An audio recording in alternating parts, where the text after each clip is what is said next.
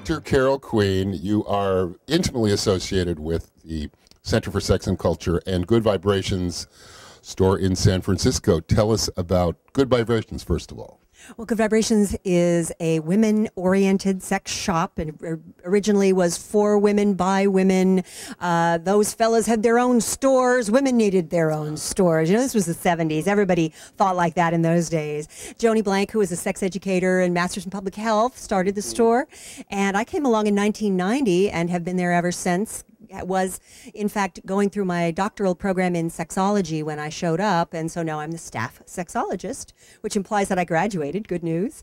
And I'm also the curator of the vibrators at at Good Vibes, and also am the curator of the vibrators at the Center for Sex and Culture, because each of us has a collection that we sort of share together to put out in the world at times like this. Speaking of vibrators, just below us here are some antique vibrators. Tell us about what is sitting on this table, Carol. Right in front of us is the physician's vibrogenitant.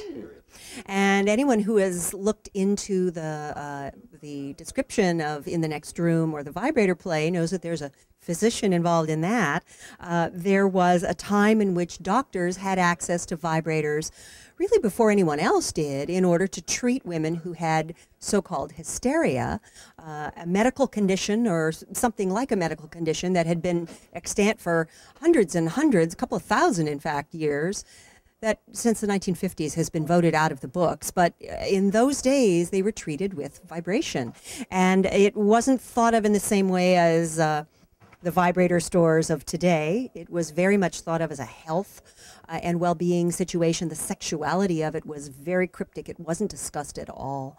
And so you see here an applicator. You see a variety of types of applicators that might have had to do with various kinds of health issues, because vibration was thought to cure anything back around the turn of the century.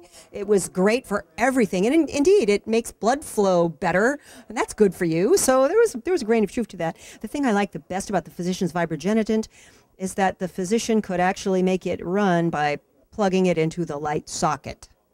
Ergo. Unbelievable, huh? That isn't done anymore. In the Next Room, where the vibrator play is not only about vibrators, it's also about electricity. Electricity, plug it in the socket. So here's an antique vibrator setup and unit. What is the best-selling, or the number one selling, I guess I should say, item at Good Vibrations in 2011? Well, actually, it's in some respects a direct descendant of these vibrators. It's the Hitachi Magic Wand, made by the wonderful Hitachi company. It's a vibrator that many women and not a few men have found very pleasurable.